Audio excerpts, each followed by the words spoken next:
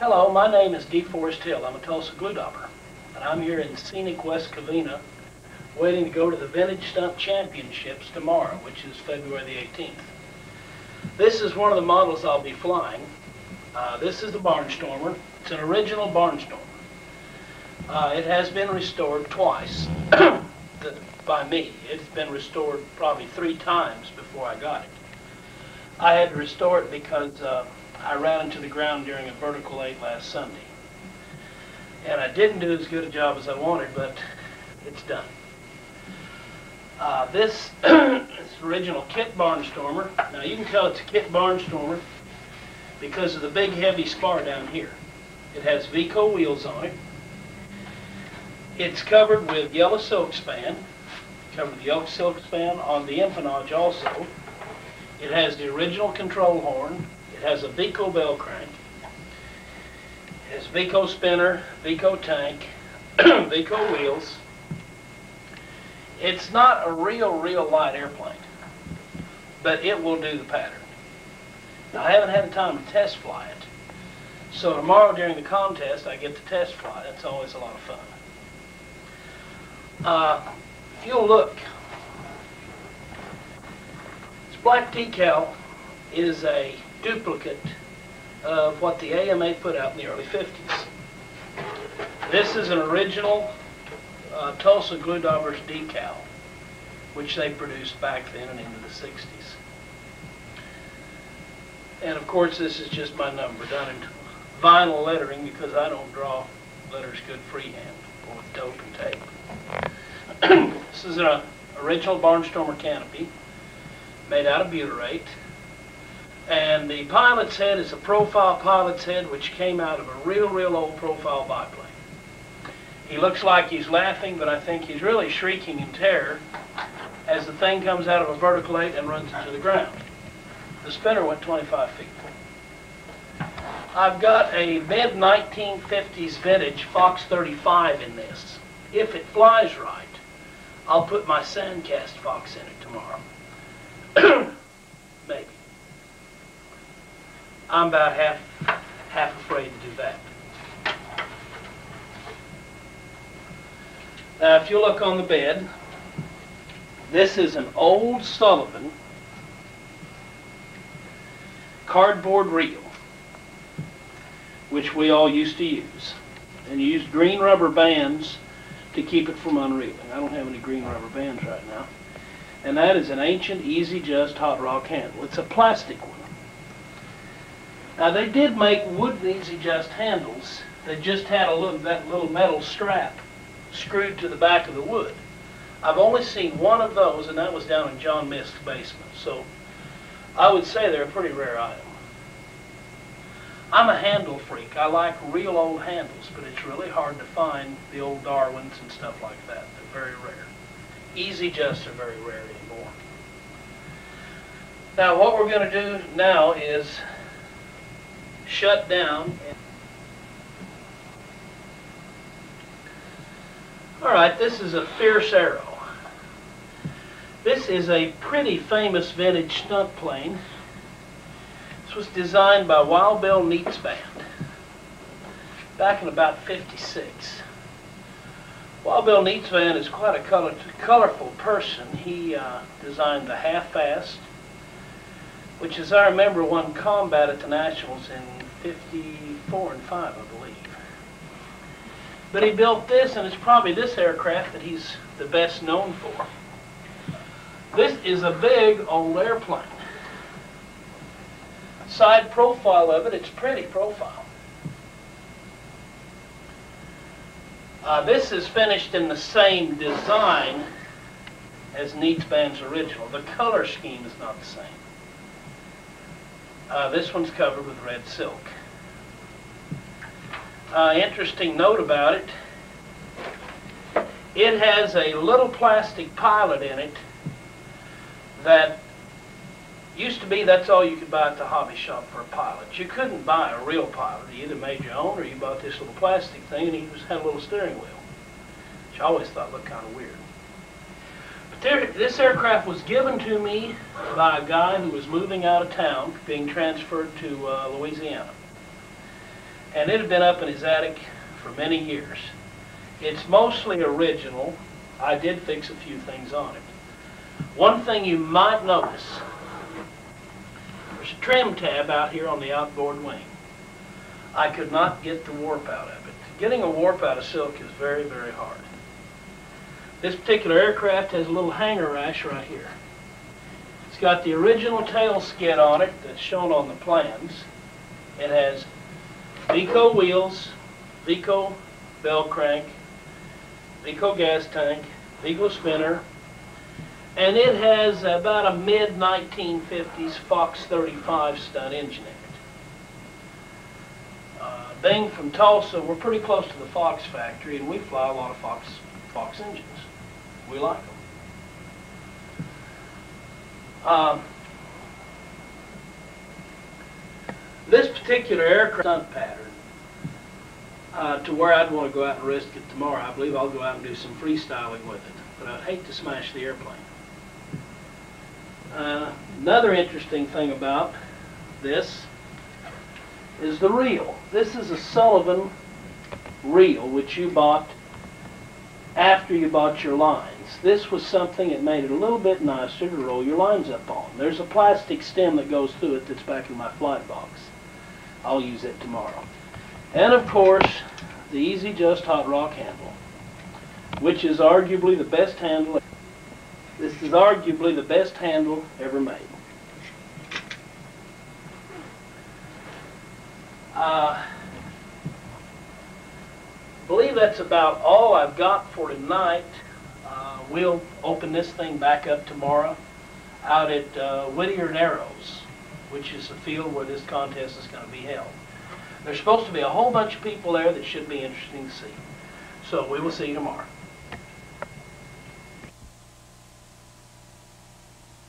Here we are at Whittier Narrows. As you can see, it's right beside an expressway, and there's one paved circle. There's one back here, and there's a circle right here. A couple gentlemen getting ready to fly, and this is the nostalgia entry flight line here. We'll take a closer look at it here in a minute. And here we have the crowd at the desk signing in.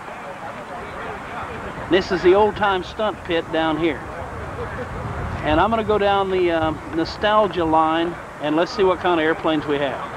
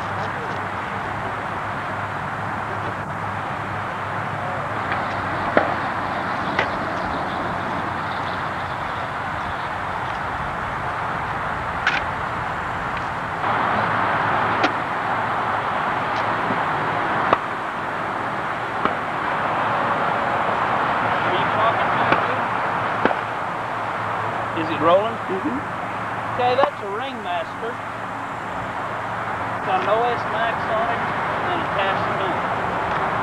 And it's been monocoated on the wings. It's new owner.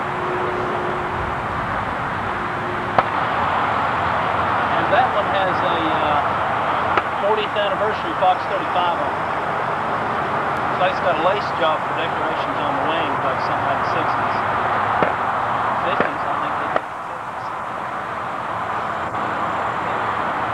Yeah, J.C. Yates Madman.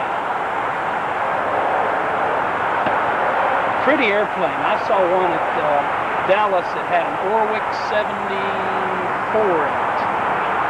Where are you from? Tulsa. Yeah, I saw that. I'm going to put on a Trickster twin stunt plane. That'd be a neat little... You know, it's the old pre-flight engine, so the fuel line has to come in from the other side of the tank. Yeah, he could have changed Yeah. these.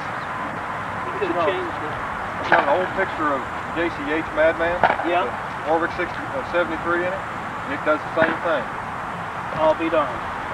Yates supposed to be here today. Is he really? Yeah, there's him. Oh, he's got a fox in it. Yeah, there's some nice ones. Oh, there's some beautiful ones. I don't know who's going to go Madman over there. That is beautiful. Yeah. He's supposed to be here today. Who? Yates. Yates, Palmer. And Neatsman. Oh. Neatsman's supposed to be here. 1950 International Stunt winner. That is a beautiful airplane. I don't know who did it. He's got the Garden State Circle Burners decal on it. Beautiful job. Wish I could build like that. Oh, Lou Wolgast is here. That's Lou Wolgast's airplane. I thought he'd be flying his B-51. Okay, next Wolgast airplane is just a normal Ringmaster with a built-up body on it. And right next to a Ringmaster is another Barnstormer, Fox 35 on it. Behind the Barnstormer is a Ringmaster, an S1 Ringmaster, which is your original. And looking on down, just a minute. Bodied airplane with the white wings and the red stripes is a Scared Kitten, which is a wild-looking airplane. And the one right in front of it with the diesel is an I don't know what. I can't identify the airplane. These two behind it look like clowns.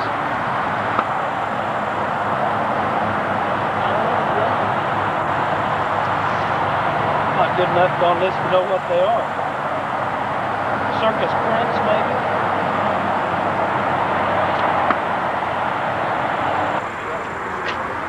That's Ted Fancher's All-American, and that is pretty with the colored silk span on it. I like that.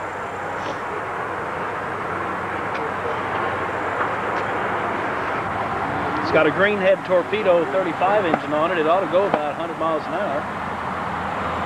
But it's strange with the way the bell crank's mounted in the profile fuselage, and it's got external controls.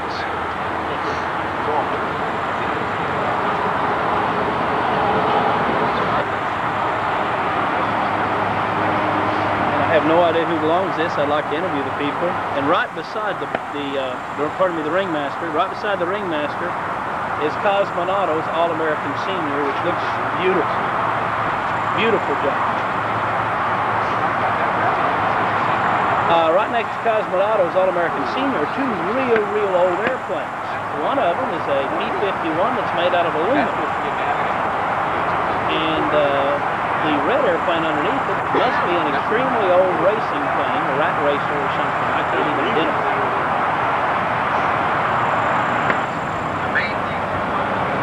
You got it? Some of the ground rules. You got it? It's above Palmer bars.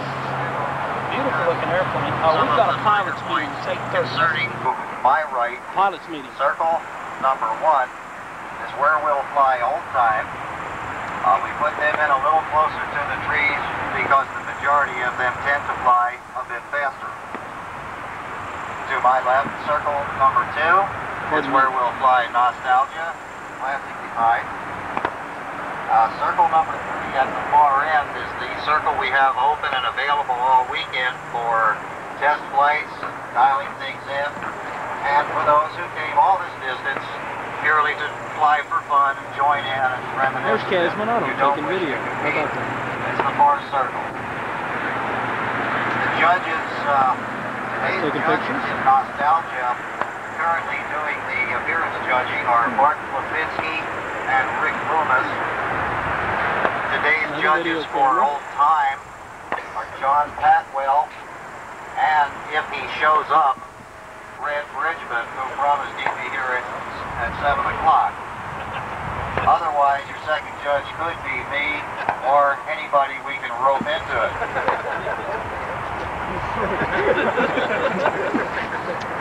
Quite a few We video have cameras with us out here, today you might notice. a gentleman who has come clear from Japan for a Japanese model magazine.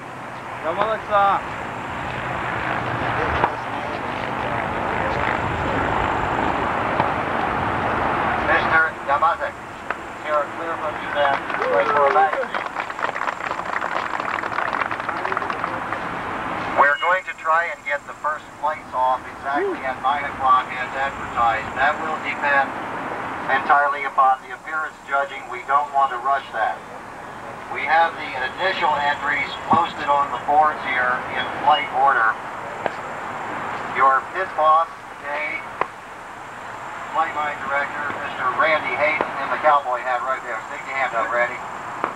Randy doesn't talk real loud, but when he says move it, please move it.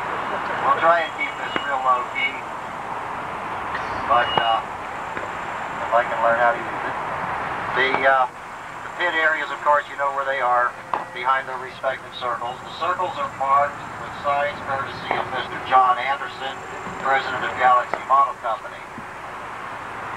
Shooting videos today is Dee Hill from Tulsa, Oklahoma. We've seen his work from the Garden State Circle Burners meet. I'm not going to hold you up any longer. Real quick, probably the only ones that want to hear any more, and we will ask for questions, will be the old-time flyers. Before I get into the quick review of old-time rules, are there any questions on any other subject? Mike, how many flights? Okay, thank you, Tom. Tom Dixon asked how many flights today. We have advertised 1 round per day. However, if time permits, we will go 2 rounds. It is beginning to look like, from the number of entries and the request of most people, that they be allowed to have sufficient time to socialize and meet those flyers from out of state. It is beginning to look as if we will hold it to 1 round each day. We will add the scores because we will be changing judges tomorrow. Are there any other questions? Okay, if not, I need to just review quickly with the old-time flyers and old-time judge. Wish I could say Judge is, but I still haven't seen him. Okay, as most of you are well aware, in old-time, the flying height is between 6 and 10 feet. You have the standard 1-minute start and takeoff 5 bonus points. Everyone please remember there are a total of 5 inside and outside loops. You may enter your outside loops from either upright or inverted. There are a total of 3 of all of the figure 8 maneuvers, and these are of course done lazy 8 fashion. With judges, Joanne Keble hides well. Too particular with where you enter the vertical 8s. There she is. Hello, Lou. Freezing In that, there is currently under discussion, as if who cares, you know. Here, locally, we generally enter them at the bottom, fly an S, and go up and around. Those of you who want to enter in the center, it's your ballgame. Just show them 3 8s.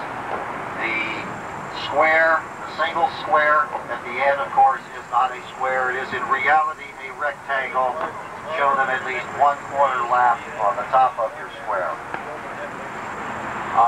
Something that I recently learned, you do get, in old time, you do get pattern points if you fail to complete the pattern for any reason, including crashes, if, and only if, you do the maneuvers in the proper sequence in less than the 8-minute time.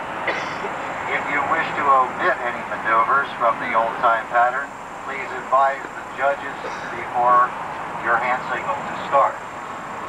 If you do everything in the prescribed order, and you run out of fuel like Cavell does in the overhead 8s and you crash, if you've done it in sequence or at least attempted to do them in sequence in less than 8 minutes, you will receive pattern points. Are there any questions on that? Okay. so they inundate my lovely wife with money and paper, and there is a question. He did a real good job on it. Pretty old airplane. All covered with silk span. And trimmed in silk span. I wish I could fly. I wish I could build that good. Okay, there's Fancher out in the middle of the circle.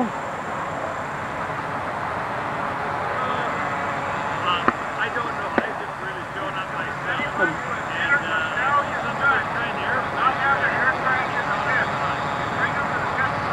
Okay, I'm gonna shut down now. Okay. Now, this plane was designed primarily for the beginner intermediate. It's got a straight leading edge. It's got a good airfoil on it. The moments are what you'd say competitive for today's market. It'll do the pattern quite well, even as a profile. It comes out light. It's got 587 square inches, so it's a good size for a good strong 35 or 40. It's gone through 8 stages of development to get where it is today, and we're quite pleased with it. Okay, and what's your name? My name's Bill Noyes. I'm the designer of the airplane, and Galaxy Models is selling the kit. Okay, it looks like a nice airplane.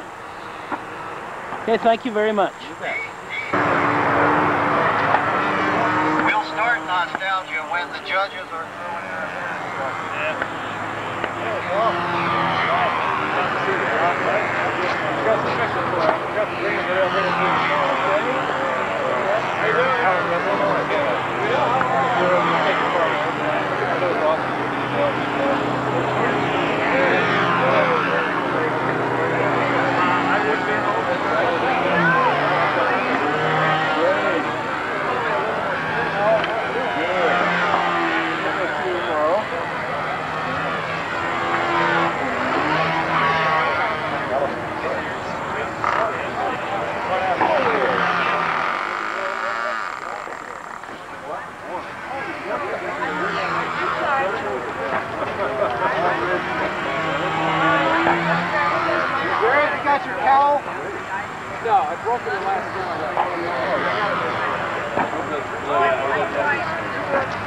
Oh,